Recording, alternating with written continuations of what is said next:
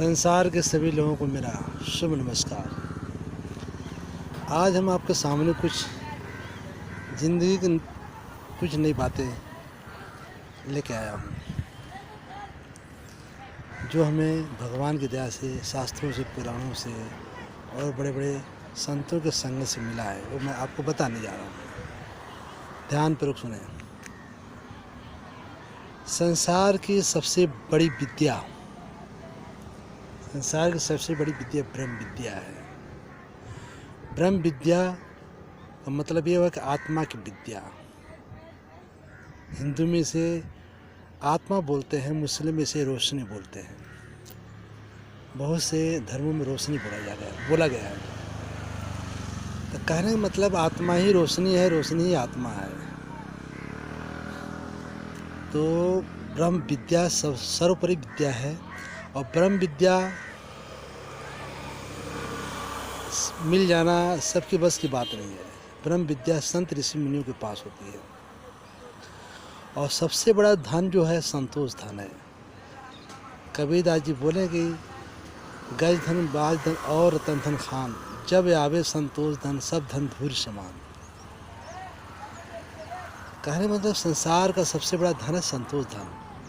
आप साईं बाबा का अक्सर फोटो पर देखेंगे श्रद्धा सबरी, सबर रखना ही संतोष है।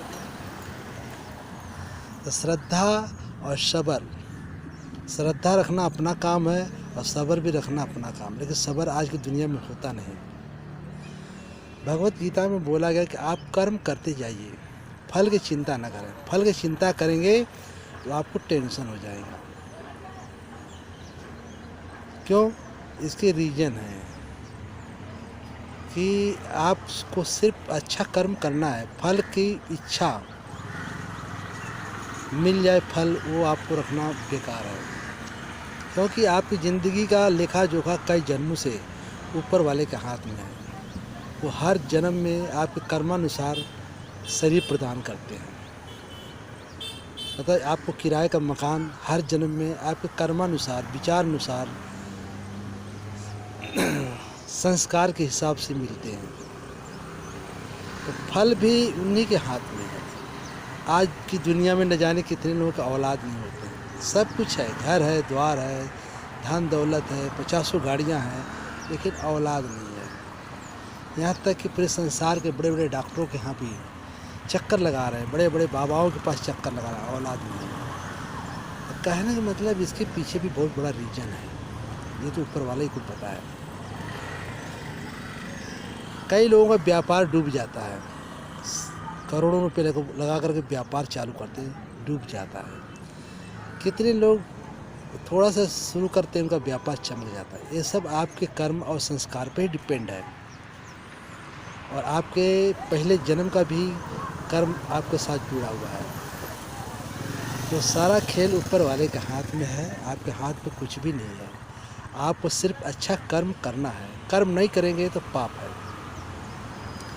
जीवन निर्वाह करने के लिए भी कर्म करना जरूरी है। लेकिन कर्म ऐसा नहीं कि चोरी करें, बदमाशी करें, लूट मार करें, ये नहीं। अच्छा कर्म करें, किसी का दिल न दुखे, किसी की बददुआ न लगे। क्योंकि ये संसार आपका परिवार है। आज की तारीख में जो आपका भाई है, अगले जन्म में कभी वो आपका भाई दुश्मन भी हो सकता है, दूसरे देश में जन्म भी दे सकता है। कहने का मतलब ये चक्र कर्मानुसार चलते रहता है। इसलिए भगवान बोले कि संसार आपका परिवार है। और ये सब चीज़ जानने के लिए अंतर्यामी संत लोग ही जानते हैं कि आप अगले जन्म में क्या थे, इस जन्म में क्या है, अगले जन्म में आप क्या बनने वाले हैं। ये सब बड़े बड़े संत ऋषि मुनि फकीरों का काम है, जो इस बात को साइंटिस्ट लोग भी आज तक नहीं जान पाए। आज संत की विद्या जो है, आज ऋषि मुनि की विद्या जो है, आज की साइंस से भी ऊपर है। आज हम टेलीफोन से, मोबाइल से बात करते हैं, अदृश्य तरंगे जाती हैं, वो दिखाई नहीं देती। उसी तरह से उस समय भी लोग ब्रह्म विद्या से लोग बात करते थे। आज के लोग क्या बोलते हैं कि सब बेकार है, झूठी अफवाह है। आज कि जो दौर चल रहा है, आने वाली पीढ़ी भी इस बात को नहीं मानेगी कि आकाश में जंबो जेट उड़ता था, लोग मोबाइल से बात करते। ये सब अफवाह है, झूठी बात है। जैसे हम पहले ऋषि मुनियों की बात को हम अफवाह, झूठी खबर बोलते हैं, आने वाली पीढ़ी में मान लीजिए कि सृष्टि की रचना, सृष्टि बदल गई, नई सृष्टि आई, वो लोग भी इस चीज़ को नहीं मानेंगे कि 28 डब्बे की ट्रेनें चलती थी। ये सब बकवास है, किसी ने देखा नहीं तो हम कैसे मानेंगे। तो कहने का मतलब ये सारी चीज़ें पहले हो चुकी है, आज हम नहीं मानते हैं, लेकिन संत ऋषि मुनि इस बात को मानते हैं, जानते हैं, देखते भी हैं। तो कहने का मतलब क्या है कि ब्रह्म विद्या, संतोष, धन सबके बस की बात नहीं है। ये सब संत ऋषि मुनि की बात है, और संत ऋषि मुनि जैसे आचार विचार हो तभी आपको ये सब पल्ले पड़ने वाला है। इसके लिए आपको बहुत ही मंथन करना होगा, योग करना होगा, बहुत ही नियमों पर चलना होगा, तभी आपके पल्ले पड़ेगी और आपकी जीवन सुखी हो सकता है। कहने का मतलब यही है, मेरा कहने का मतलब आज यही था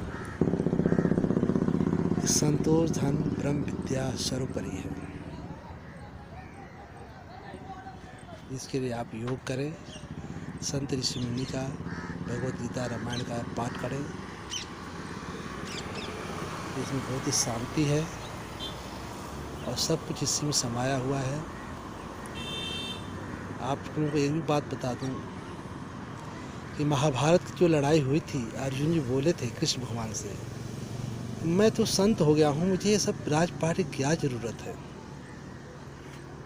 तो श्री कृष्ण भगवान बोले, हाँ वो तो मैं भी जानता हूँ कि तुम आज संत जैसे तुम्हारे विचार हो चुके हैं, तुम्हें राजपाट की जरूरत नहीं है। और दूसरी बात, तुमको हमारी संगत मिली है, इससे तुम्हारे दिमाग खुल गए हैं। लेकिन ये जो लड़ाई जो मैं लड़वा रहा हूँ, मैं ये जो महाभारत की रचना जो हो रही है, ये सिर्फ कौरवों का घमंड तोड़ने के लिए हो रहा है। नहीं तो कृष्ण भगवान अपने एक ही बाण से सारे कौरवों को ख़त्म कर सकते थे, उनके पास ऐसी शक्तियाँ थी, लेकिन वो ऐसा किए नहीं, क्योंकि उनका कर्म का घमंड दिखाना था, उनका घमंड को बताना था कि देखो तुम्हारी हजारों लाखों में तादाद में तुम्हारी सेना 5 पांडवा के संस्कार के आगे जीत नहीं पाई, तुम्हारी हार है। तुम्हारे संस्कार बुरे हैं, उनके संस्कार अच्छे हैं, इसलिए तुम्हारी हार होती है और मेरी यहाँ जीत होती है। ये कौरवों की जो महाभारत जो लड़ाई हुई थी कौरव पांडव की, ये सिर्फ कौरवों को दिखाने के लिए हुआ था कि वो घमंड परमेश्वर को मंजूर नहीं है और हमेशा सत्य की, धर्म की जीत होती है या धर्म की हार होती है। वो चीज़ें आज भी चली आ रही है, लेकिन आज लोग किसी लोग इस पर गौर करते नहीं, ध्यान देते नहीं। इस कलयुग में धन कमाने के चक्कर में लोग भागे जा रहे हैं, इतना भागे जा रहे हैं, कोई किसी को देख नहीं रहा है, कौन गिर रहा है, कौन खड़ा हो रहा है, कुछ नहीं, सिर्फ धन के पीछे पागल हो जा रहे हैं। आगे जा कर के फिर वो असहाय होकर के ज़िंदगी से पश्चाताप करने लगते हैं कि मैंने क्या किया ज़िंदगी में। तब तक बहुत देर हो चुकी होती है। कहने का मतलब परमेश्वर भगवान अल्लाह का रूल एक ही है, जो सदियों से चला आ रहा है और आगे भी वही चलेगा। ये तो सिर्फ एक ज़िंदगी की परीक्षा है। जैसे 24 घंटे में 12 घंटा दिन, कभी 13 घंटा का दिन होता है तो कभी 11 घंटे की रात होती है, तो ऐसे ही चक्र चलता रहेगा। उसी तरह दिन रात को मिल के ही समय बोला जाता है। उसी तरह आप ज़िंदगी में परेशानियों से घबराइए नहीं। जिस तरह ज़िंदगी में रात का होना ज़रूरी है, उसी तरह ज़िंदगी में दुख का होना भी ज़रूरी है। दुख आने से सारे लोगों की परीक्षा होती है, कौन आपका सच्चा मित्र कौन नहीं है। फिर परमेश्वर को जानने का मौका मिलता है दुख आने पर, फिर परमेश्वर के बारे में जानते हैं। कहने का मतलब ज़िंदगी में सुख दुख होना भी बहुत ज़रूरी है, और दिन रात होना जैसे ज़रूरी है, उसी से सुख दुख भी होना ज़रूरी है। आज संत ऋषि मुनि लोग सबसे बड़े सुखी लोग हैं।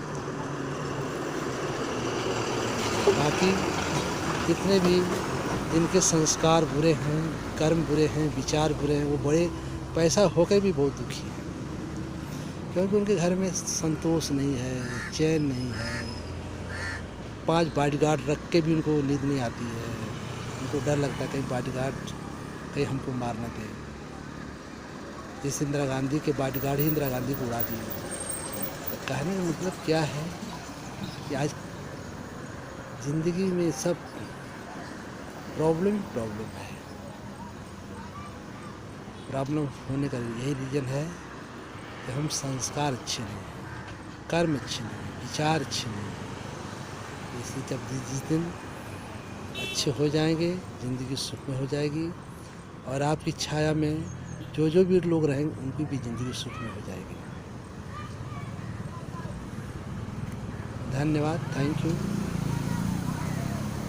आप सभी लोग मेरा शुभ नमस्कार, थैंक यू।